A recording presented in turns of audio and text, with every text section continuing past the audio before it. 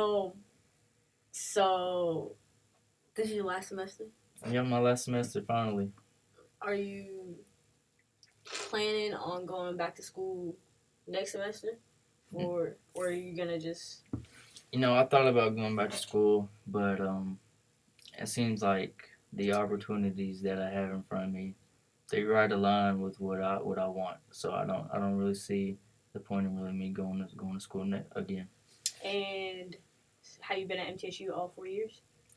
I really wish I would have went to MTSU all 4 years. I went to Milo for 2 years, and of course this will be my second year here. But I really wish I would have went to MTSU all 4 years. Did you do the Tennessee Promise? No, I did not do a Tennessee Promise. It was too late for me to do it because I thought I was going to MTSU, and then I switched to Milo like towards the end. It was too late, but yeah, I really wish I would have went to MTSU. Is there a reason that you went to Motlow instead of coming to MTSU? It was cheaper, I do believe, and my family was there, and I feel like they really didn't want me to leave, so I'm like, okay, I can stay 2 more years. So you stayed because they didn't want you to leave, or That played a factor. I mean, did you feel like you wanted to stay as well because of your like not because of the way they feel, but because of how you like you didn't want to move away from them yet? Yeah, that played a factor in it as well. But like I said, money, them, there were some friends that had gone to Milo too. So now that you live in Murfreesboro, which isn't far from Deckard, right, but I know you still go out there. Obviously, that's where your family is.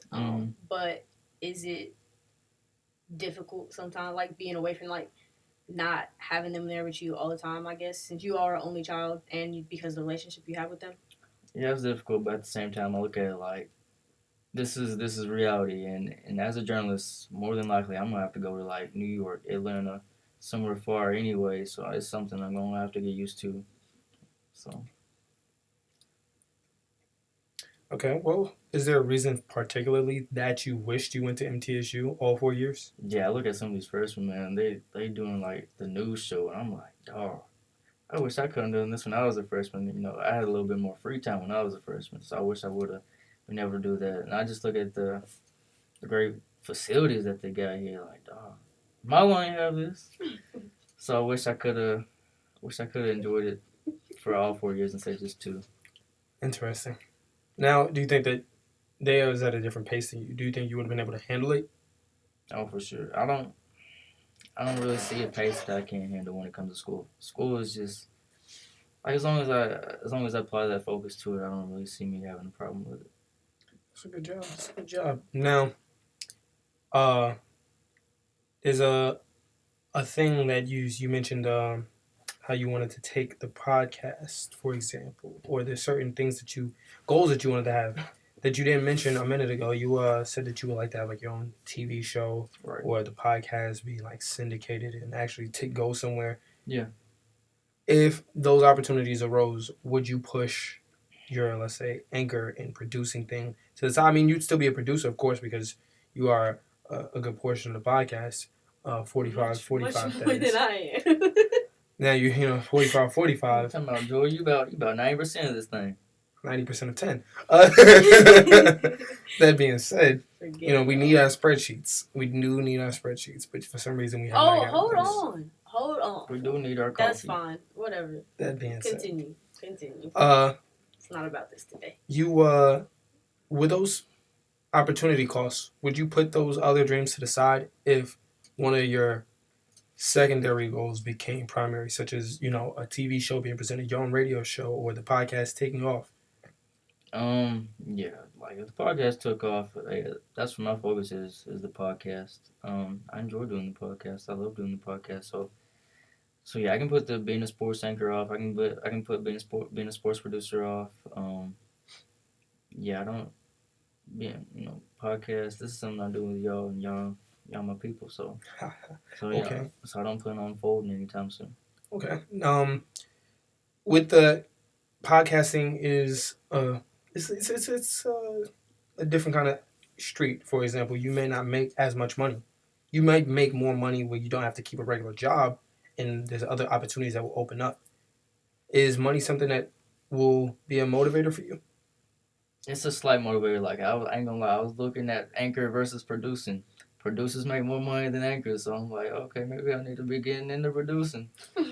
But money is, if it's something that I really love, money really isn't a factor. So you would take the sacrifice. Is there a certain dollar amount where the dividend comes in? You're like, okay, this is too much of a cut. Like $10,000 difference. Like I'll be like, if there's a $10,000 difference, like if there's something I love and that's $10,000 less than something that I slightly enjoy, but it's not what I love, then I'm taking what I love. That's $10,000 less. Now, is there a certain, like maybe 20,000 might be like, okay, I'm gonna have to take a hit of 30,000. Well, it depends. Are we talking from 1,000 to 21,000? Or are we talking from like 60,000 to 80,000? I'm talking. Let's say you're in a business where you may make 80,000 a year, but then what you love might put you at 50,000 a year, but you still have everything. You just that extra 30,000 is a hit. You know what I'm saying? So you might cut back. Would you make what you love be the deciding factor, and you find other ways to cope with that, or are you gonna take the hit and say, look, I'm gonna have to try and work with. I don't love this, but I'm gonna work with it because it's paying more. I guess it would depend on where I'm at in my career and where are these jobs located at. But like I said, look, like the passion, the love. I mean, it doesn't matter how much money I get. If I don't love what I'm doing, I'm gonna just drive myself into a hole, and so there's really no point. It has to be what I love. Is there beauty in the struggle? Ugliness in the success. Yeah. Yeah. It is. Now, I think there's some things that you may mention, and you seem a little bit like you start off with short step goals. For example, you would like your podcast to hit 100 before you jumped and say I would like to hit 1,000. You gotta start small. Are you patient with the processes that come? Like sometimes, are you willing to accept that sometimes that 100 may be super far down the line?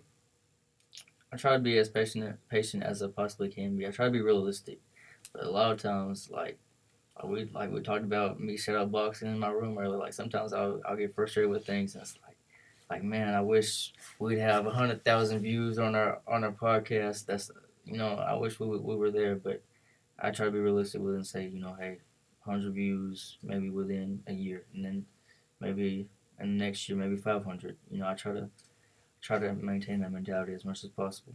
Now, you said something before about small accomplishments, and there's some things that you have achieved. Mm-hmm. What are those things for you?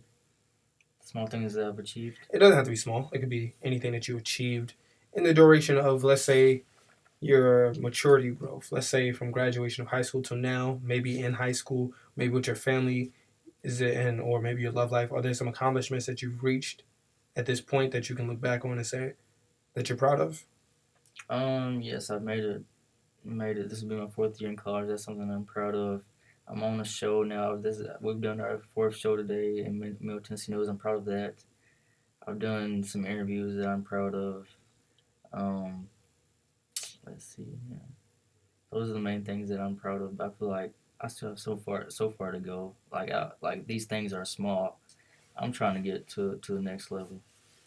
See, now I asked that because you said that you are patient with the way things go, and sometimes you get frustrated. Mm-hmm. Is there a point where that frustration overtakes your patience so much so that you no longer view that accomplishment in a certain light because it's not to where you would like it to be? Yeah, I'd say so. Like before, I feel like I wasn't really getting anywhere. Like last semester, I feel like I wasn't really where I would like to be. Like right now, I feel like I'm doing a lot. I feel like I'm on the right path. But last semester, I was just doing my classes and whatever, and that was just basically it. I mean, I had my job, but I feel like I was just doing whatever. It was just kind of like I'm doing whatever to get by. Mm-hmm. Now I feel like I'm doing more. Like I'm trying to put in the work, and I feel like I'm reaching another level. So you're comfortable with taking a step back, but when you feel you're being stagnant, you're not comfortable with it. Even if it's a step back, or maybe 3 steps back, you prefer that versus stagnant? Can you repeat the question? So, like, you don't like being in a position where you're not moving at all. Mm-hmm. But would steps backward be more? Let's say, would you prefer those rather than be in the same spot? I prefer neither. I'd rather go forward, but Yeah. I'll take a step back. I'll take a step backwards if it means taking a step back and refocusing on what I need to focus on. I don't like just sitting in the same spot and just chilling. Now, is that what you did last semester? Through that break between then and now, did you see that you had to take a step back and refocus and realize I got to start doing this? Yeah, a little bit. Yeah, I just felt really stagnant. I was just doing, like I said, just whatever to get by. But now I feel like, but I also knew next semester. I also knew like that was gonna be my busy semester. Because certain things I would want to do last semester I couldn't do for schedule complications. But now I cleared up my schedule to do certain things that I'm able to do now. So Okay. So you're willing to take sacrifices sometimes as well. yeah, sometimes you gotta sacrifice some things to get where you want to be. Uh, you speak about sacrifice. I've noticed another thing about you that I think is very, very important with the sacrifice. Sometimes you're willing to put others before yourself. Is this something that you agree with? Yeah, especially people that are close to me. I love putting people that are close to me ahead of me. I don't know if that really sounds very good, but Well, yeah, love is one thing more for someone than you want for yourself. yeah, yeah. I people that I love, I try to put them ahead of me. I want them to be happy. I want them to smile. I want them to be happy. Now, when you sacrifice, has it come at your own expense on many occasions, or has there been some times where you sacrifice, but the expense isn't enough for you to really count it as an expense? Like you may give up a couple cents that you have in your pockets, but that's not a real major thing. Like something like your time, which you value. Mm-hmm. Have you had sacrifices such as that where, it really affects you and makes you doubt what you did? Well, if I ever doubt what I did I really love them? It doesn't matter if Or you do I love. really love them? It wouldn't mean that you love, but sometimes the circumstances surrounding it are more than you signed up for. Yeah, sometimes with that's what comes with it sometimes. Now, is there a point in your sacrifice or what you do for others where you think that person does not deserve it anymore? No, not really. Certain people, sometimes you don't always agree with people, and sometimes you get in arguments and you just have a falling out with people, and so you don't quite do things that you would before. But Very interesting. Now, um, with you doing so much more for others, what is it for yourself that you think you deserve or that you should do because you owe it to yourself? I owe myself to give each and every day my best. Like each and every day is a new opportunity, so I give it my all each and every day. I just try to enjoy myself each and every day. I don't know if I quite do that, but I try to give it my all every single time. And what would you consider giving it your all? Using my time as best as I can. And just working on everything that I need to work on. Just continue to work towards my goals. See, that's an interesting point because with you, you say you do a lot of things in your day and you have school. So with your show, the games that you film, classes, and for like an all day span, those are things that you can give your all. But at some point, do those repetitive things still count as giving it your all? Yeah, but sometimes I wonder if I'm giving everything my all. If I let's say I give recording the games my all. Okay, I give it 100%. Do I have 100% to give to my editing, or do I have 100% to give to my show? Do I have 100% to give to my workout later in the day? Is my 100% going to be there later on? Sometimes I wonder. That's a good point. I think at some point you gotta look at it as your 100% isn't a thing that's measurable by it decreases. So if you have a glass of water and you're holding it throughout the whole day, you have a glass of water throughout the whole day. You know what I'm saying? Now, you're not pouring it out at every stop you go. You just still have that glass of water. It may not be the best example, but you could say that if you have that, you're still using it through each circumstance. Mm-hmm. Uh, but maybe do you add something in to switch up the routine? Like maybe you did all this stuff. You seeing that it's 100. So today you might learn a new word to add a little bit to the mix to say, okay, I did get this one my all because I just learned this new word, or may learn an interesting new fact. Would you count those as giving it your all as well? Or do you do those things to keep your day productive? Learning something new. Yeah, or just applying something different to your schedule. Yeah, I try to apply something different as much as possible. I don't like the monotonous. Even though my days are pretty much the same throughout the week, I try to switch it up sometimes. Okay. Now, you this is an interesting thing that I don't think most viewers or friends or people that you know about you. You ponder a lot. You think about things a little bit more sometimes than need be. Yeah, I think I overthink a lot.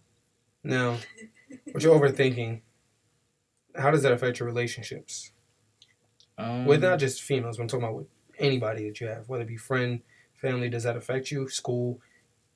Yeah, because I might view things a certain way, and then it's like, and then like if I think I'm viewing it a certain way, I try to talk to them and be like, and try to see what like okay, if and what I'm thinking really there, or am I just overthinking? Am I making too much of it? So I try to talk to people that I'm close to and try to figure out okay, is what I'm thinking making sense? I try not to let it affect me too much. Like sometimes I'll be thinking like I'll think something. I'm like, I'm tripping, so I gotta come back down, try to take a nap or something. Usually when I don't get enough sleep, I'm a little cranky. I overthink too much.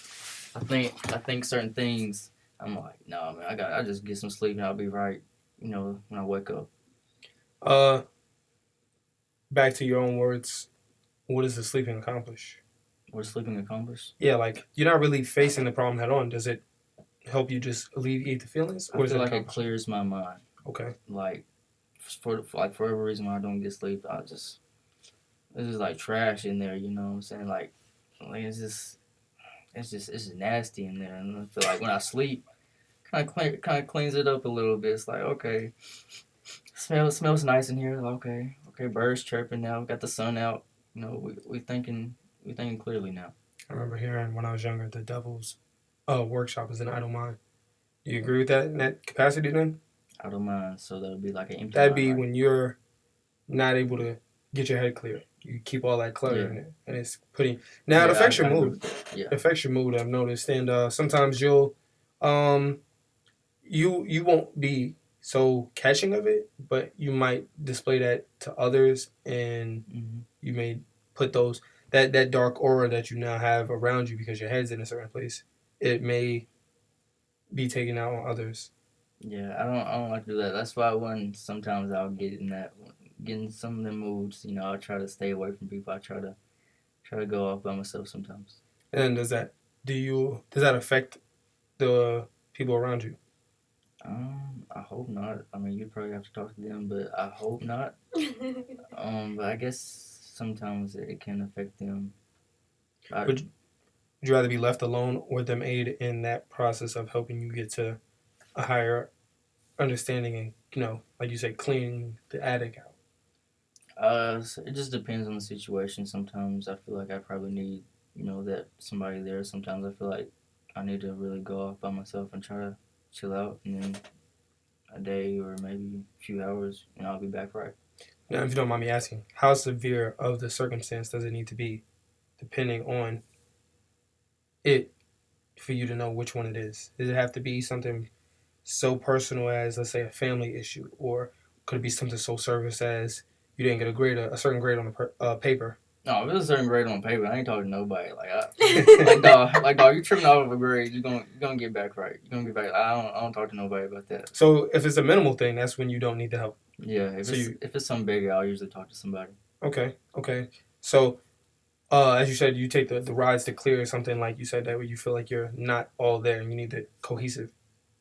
Where is that on the scale? When Is that those when you need those rides by yourself, are those like the paper where you're like, yo, I got to get myself right, or is it severe, but you don't know how to ask for the help? Mm. So like what the scale is on? Yeah, what would it be? Would it be as the paper, or would it be as bad as the issue where you need to reach out for help when you go on those drives to try and like put yourself back together?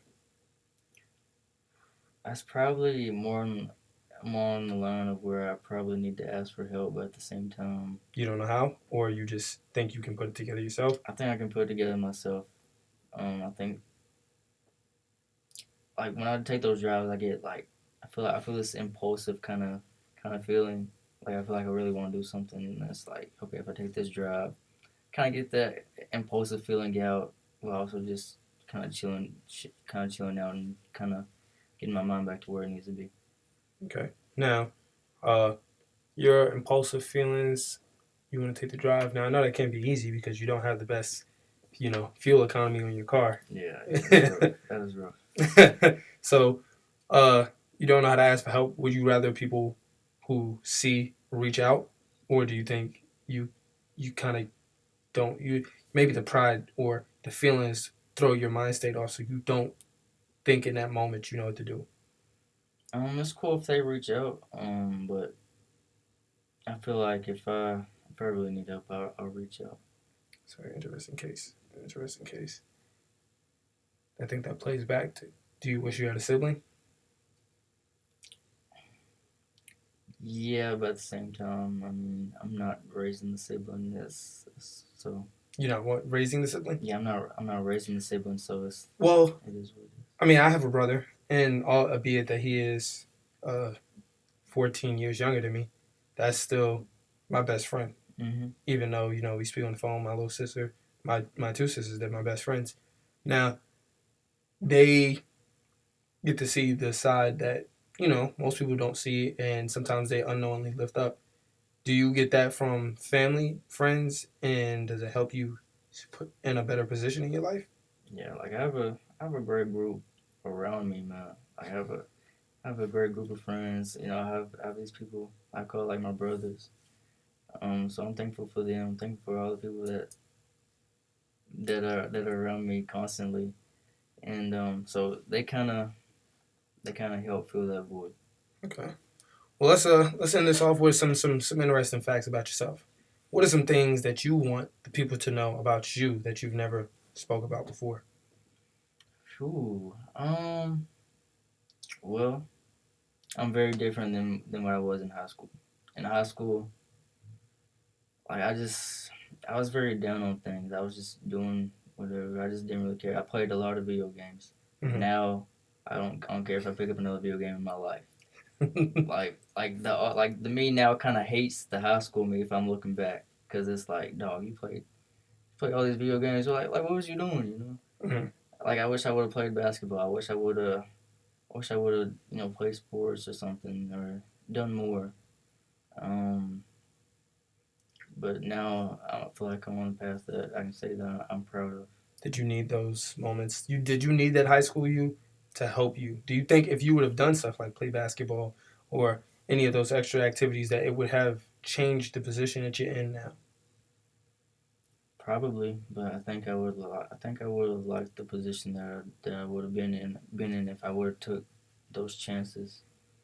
It's interesting. Like I feel like I didn't take the chances that I'm taking now. I didn't shoot the shots that I'm shooting now. Another lesson, a life lesson that you can teach. You miss every shot you don't take.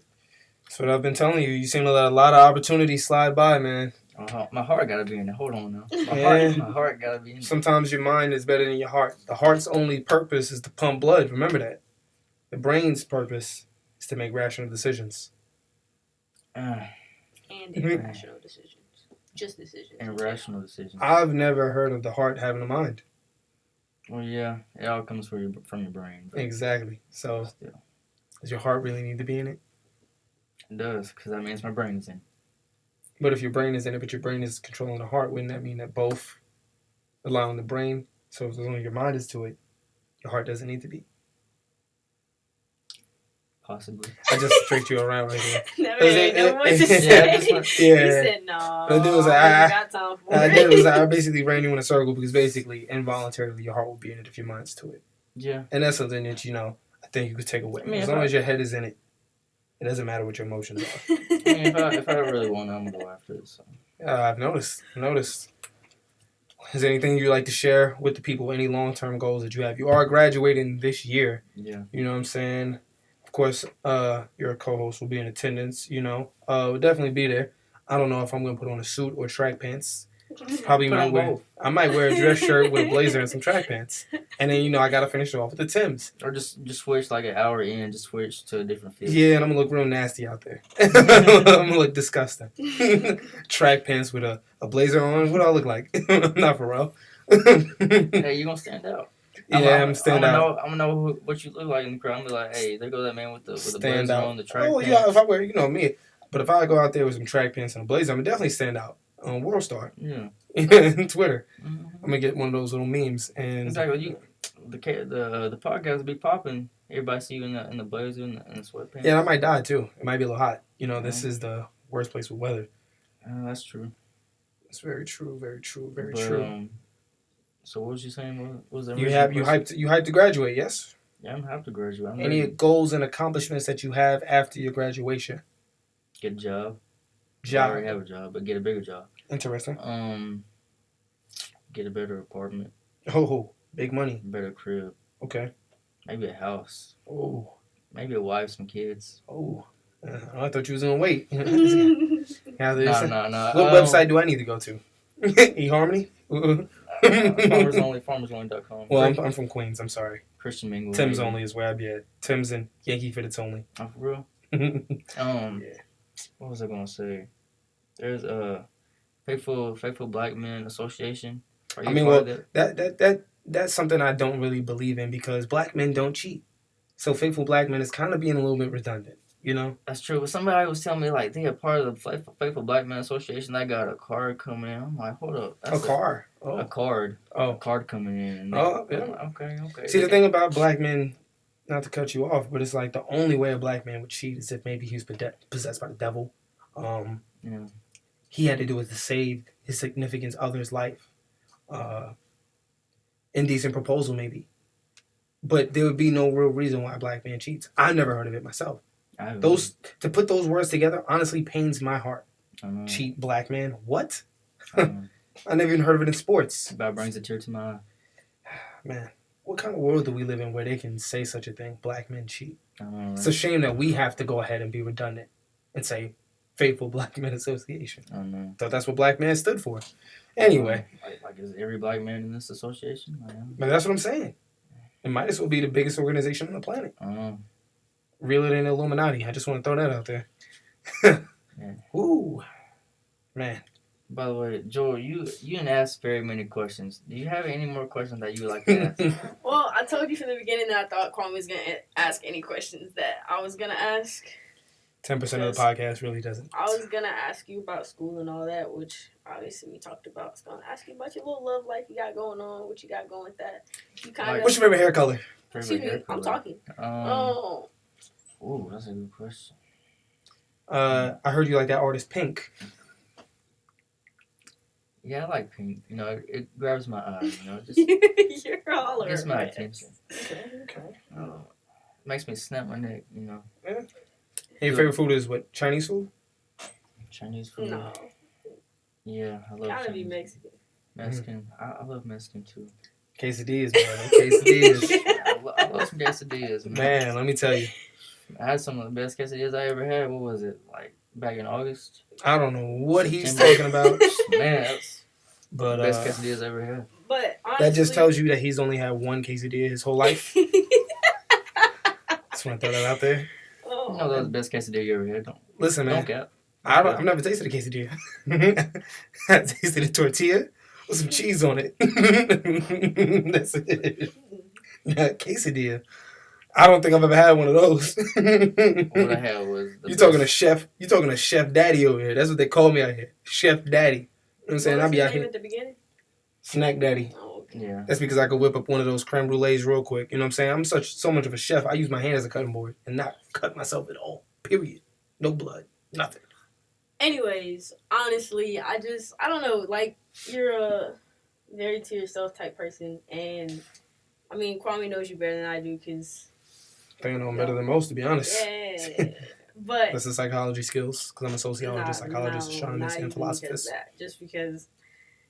And aeronautical engineers. Just because it's been. You spend more time with him, but plus he picks up on a lot of stuff, regardless if you tell him or not. So he's getting. He says y'all are both observational people, so, but like, I can tell certain things about you, but you also never talk about it, so I don't for sure know if that makes sense.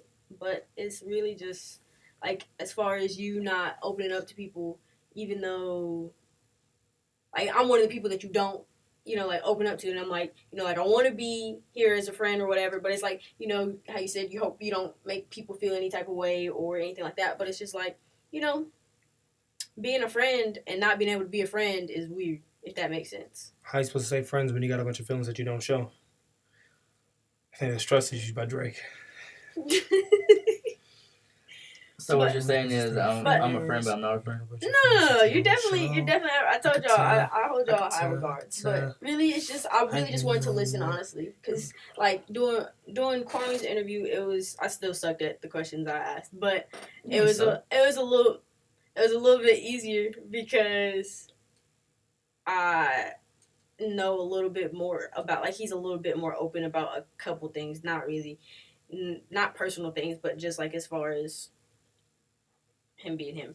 But I think that's what makes me and Trenton sync so much, because Trenton is a closed book with a key, and you have to kind of pry open how you almost break the cover to look at the pages, versus me, where you might open me up and you might read the first 30 pages just to realize that those first 30 pages are just a distraction from the next 200. You know what I'm saying? And then you might, you're trying to skip around, and but you can't. Frustrating as crap. But hey, it's all good. But yeah, so that's why I was really just listening for the most part. Really just trying to see where your head's at, just because, I don't know. I'm only 10%, okay, guys? 9.9%. You might be 10%, but you got like 99%. Exactly. Like the last person on the bench, he don't play like he's the last person on the bench. He play like he's a star player. Not really, but he gotta have that mindset, like, I'm not just some guy on the bench here to warm up the bench. You don't want to be the first round bust. I don't have that mindset. Y'all have that mindset. So. You don't want to be the first round bust. Y'all? Like Greg Oden. But you know why I have that mindset? Because I gave myself that mindset. I told myself when I looked in the mirror, I said, yo, you are 1,000,000%. And it's only 100. So what are you going to do with the other 999,900? That has nothing to do with your opinion about me. No. Oh, you're talking about the 10% thing? Yeah. Oh, no, the 10% thing comes from your lack of showing it. No. That's not I'm just vocalizing what you are showing us. You can be so much more if you apply yourself. But this is not your interview. This is Trenton's interview. I want to throw that out there. I do want to add on something. I play possum a lot. Like what I show you isn't exactly might not be how I feel. Yeah, I'm very sarcastic at times. So the problem I feel like sometimes some people might get tired of that, or they might not understand it. The problem with playing possum is don't avoid a predator and get ran over by a car. Yo, I saw a possum the other day at 8:00 in the morning. It was bright outside. Ain't it nocturnal? But it was like running onto the road and then running off. Like it was doing circles on the side of the road. He's out here. Something's wrong with that. He just left the club. He left the club. He's like, great night. He's like, man, my wife about to kill me. Yesterday. I was like, yo, what is that? Jewel, a possum is your size. I'd have went the other way. I'd have crossed the street. Driving. But no, before we close this out, what I wanted to do with these interviews, especially not to count you out, Jewel, I thought this would be a perfect chance for Trenton and me to really display interview skills, since we are the journalists, and for you to open up as well, because you're not the journalist. So you can use this, but I feel like, especially for us two, that it would work for that, and for you it would open up another door to help you learn a whole new set of skills that you may not have already had. That's why, with the questions and certain parts of the interview, you could have interjected a little bit more, such as me and Trent. We could have had better prepared questions and, flowed better. And then along the line, when we re-interview each other, or if we ever do re-interview each other, we can show the progress that has been made and also use these as a stepping stone to see how far we came. That was the goal with these interviews. Now, the first one didn't go out so good because, I asked all the questions, and what I had intended at first was 60 minutes, but I didn't pay attention to how that wasn't the best way to go about it.